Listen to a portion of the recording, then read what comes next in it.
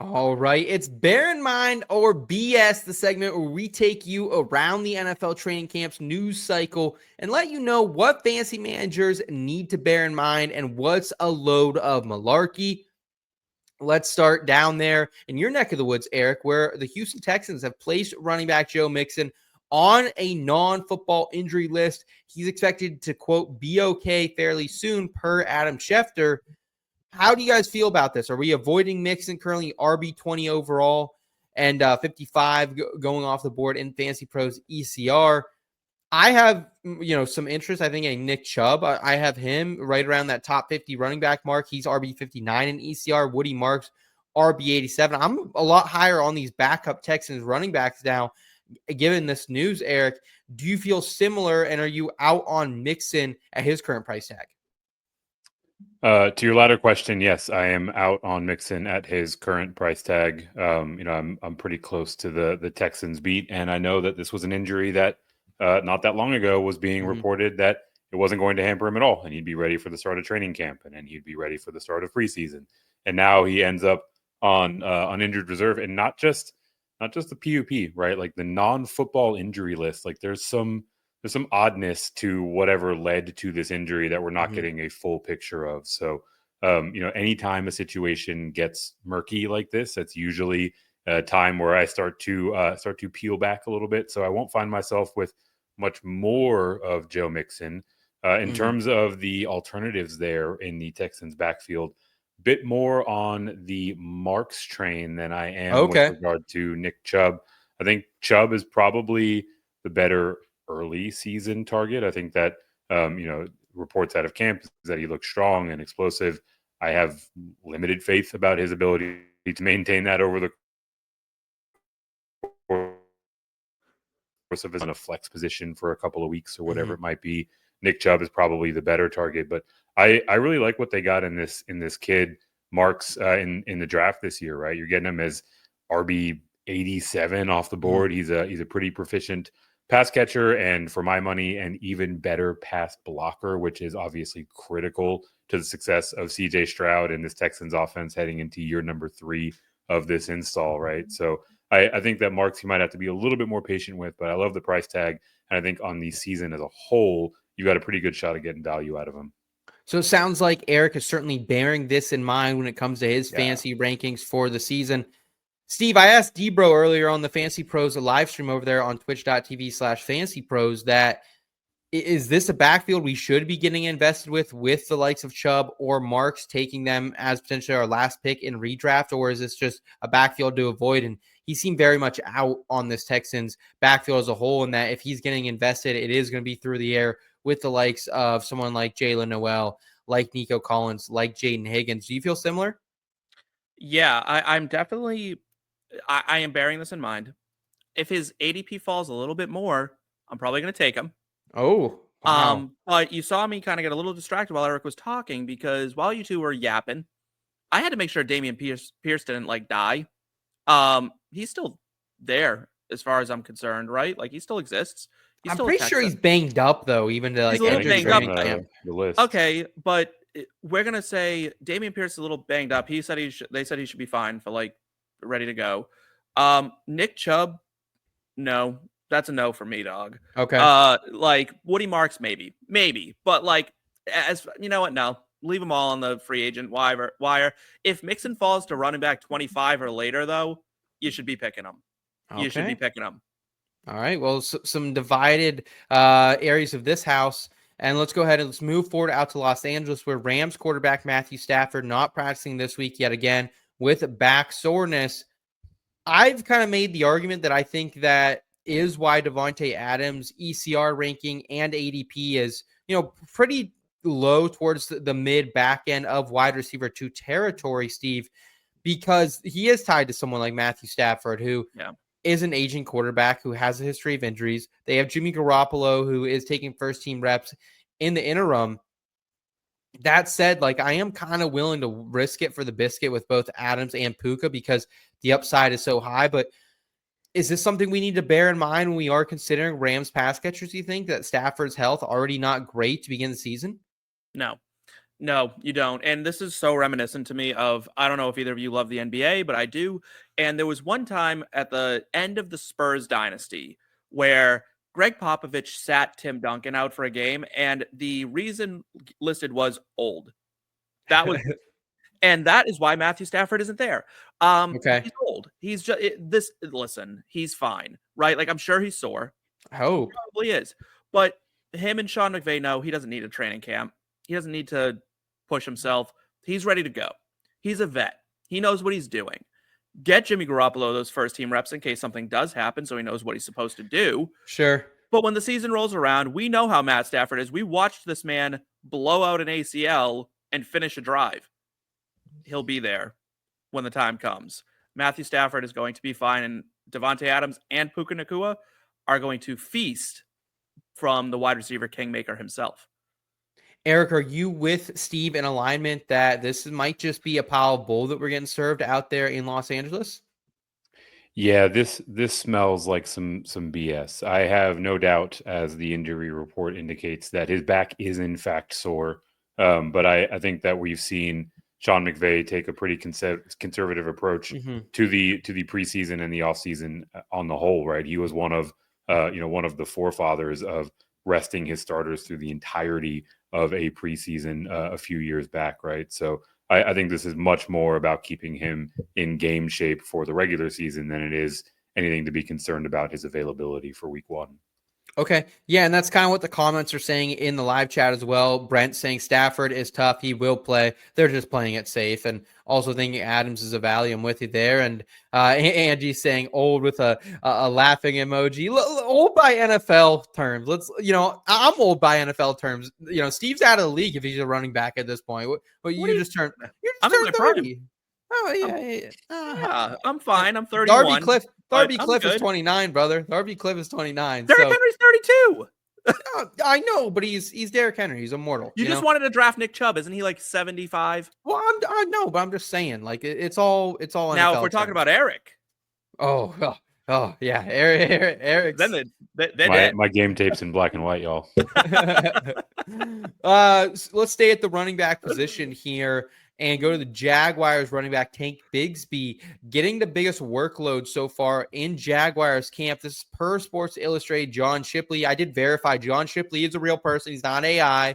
So SI coming in here with the news. How do you feel about it, Eric? Are you buying that Tank Bigsby could have the biggest workload this season? We also know that one of my favorite rookies this season, Bayshaw Tune, who helped us cash a very nice ticket to be the fastest running back at the NFL Combine, was kind of banged up starting out Jaguars training camp. I have Tune and ETN above Bigsby in my rankings, but I would be lying if I didn't say I'm a little bit nervous after this reporting coming out this week, man. Yeah, I think this is fair to bear in mind, but there has to be context applied to it, right? Getting the biggest workload with the first team does not mean that he is going to be a feature back in this offense, right? I think that we are very likely looking at a circumstance where all three of these guys end up getting varying degrees of workload.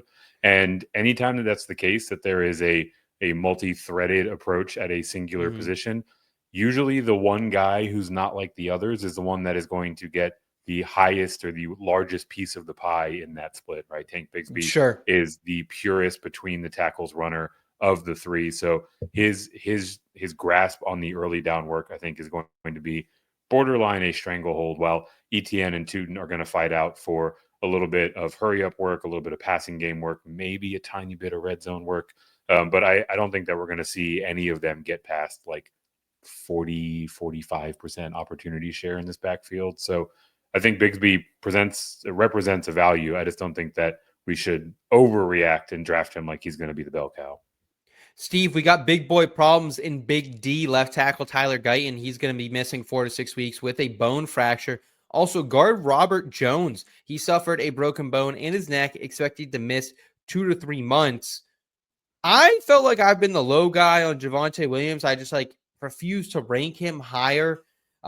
Just because I was getting such a value on him in those early best balls this offseason. However, I was in the Poconos over the weekend. I was sitting down by the lake, enjoying a little bush light, adjusting my ranks, and I got Javonte Williams now up to RB29.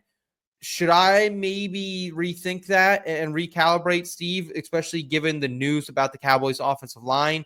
Is this something we Yes. need to bear in mind, or is this BS when it comes to drafting both Cowboys running backs and or pass catchers?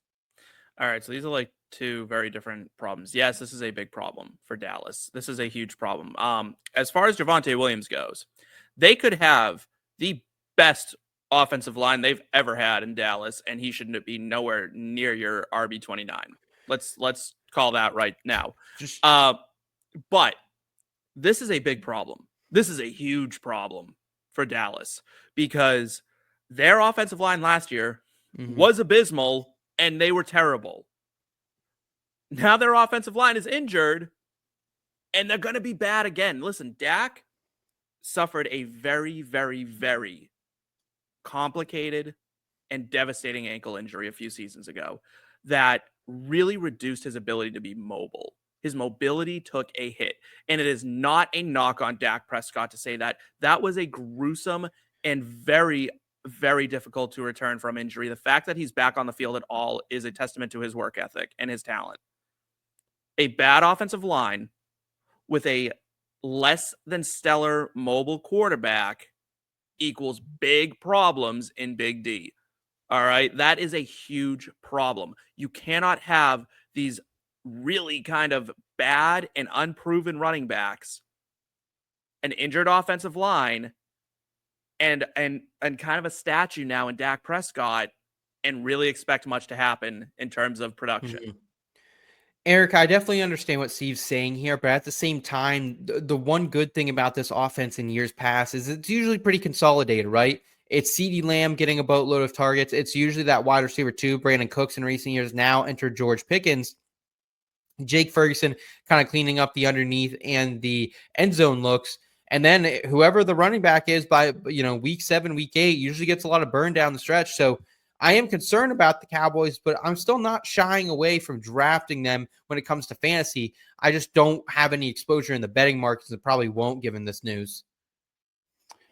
Yeah, I think it's fair to bear this in mind and to take a bit more of a conservative stance in terms of your wagering exposure to the Cowboys. I do tend to agree that on the offensive side of the ball, I have a lot of interest, but more so in the passing game than in the ground game, right? Like, you're going to have an amalgam of guys that are probably going to vie for workload in this backfield over the course of the season. And it's going to be hard to get season-long value, at least requisite season-long value out of any of them. I think that it's going to be tough sledding for anyone that's trying to stand behind this line for the early part of the season. But the good news, at least where you can find it, in terms of Guyton, we're talking about a bone break. And fractures are one of the clearest recovery timelines in all of the injury. Sure, games, yeah, right? Great point. 4 to 6 weeks. Great We're point. about 4 to 6 weeks out from the start of the season, right? So, there could be a world where his actual game time missed is fairly minimal at this point. Last headline here for the evening. Commanders rookies Jacory Croskey-Merritt out of the backfield, as well as Jaylin Lane also getting some run here with the first team. Croskey-Merritt has made a huge impression at the first week of training camp. Quote, according to Grant Paulson, coming from 106.7 The Fan, Lane has taken some snaps with the first team offense during training camp that we're hearing from Brian Manning of the Commanders Wire. So with this being said, Steve, just a late round dart throw, interested in someone like Croskey-Merritt or someone like Jaylin Lane, if the ball is going to be spread out here? Is this worth, a 16th, 17th round pick, or maybe someone we're just keeping, on that watch list moving into the season? It's not worth bearing in mind for them. It's definitely worth bearing in mind for Brian Robinson, though. If he's losing touches, that's more of a problem. But it kind of turns into I don't want any of it because I'm not gonna go hunting around, right, for like one of 7 people touching the ball out of a backfield. Yeah, I can understand that. We might see Deebo Samuel in there as well. Eric, any last round appeal for GCM or Jaylin Lane here out of Virginia?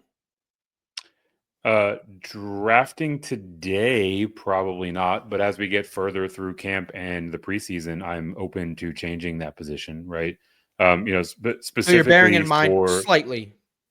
Yeah, right. Like when it comes to OTAs and camp and preseason games, it's all data points, right? And the more you can accumulate before your draft, the better. But What I will say with regard to Croskey-Merritt in particular is that the trajectory that he's on looks very, very appealing, right? There is some buzz out of camp for him, breaking some ankles and, flashing some jump cuts that got people's attention. And it got enough attention to where it then earned him first team snaps today. And according to reporting, looked pretty good in those first team snaps, right? So like, it's a little bit more about the overall momentum. If we see him get more first team snaps and still continue to perform well, then I think he's someone that is worth speculating on in the later rounds, especially when, the primary competition is Austin Eckler and Brian Robinson Jr., who's good for 2.5 yards in a cloud of dust, right? It doesn't take much to separate yourself from the incumbent guys in Washington. So if he continues to turn heads, like this is where we see some of these late camp sleepers start to steam up. Specifically in dynasty formats, I'm adding both these guys to my roster if I haven't already. I already have a lot of GCM shares. Pretty much what was a guy I was either targeting like with the last pick of the 4th round of some rookie drafts or just off the waiver wire. So I was already kind of in on him. And Jaylin Lane, very interesting receiver coming out of the ACC, big play threat. So be exciting to see kind of if he is just that, the guy they're taking a couple shots on down the field, like how they used to use Diami Brown, or if he kind of more slides in that Diami Brown of last postseason where it might be good for 4 to 5 catches a game. So only time will tell.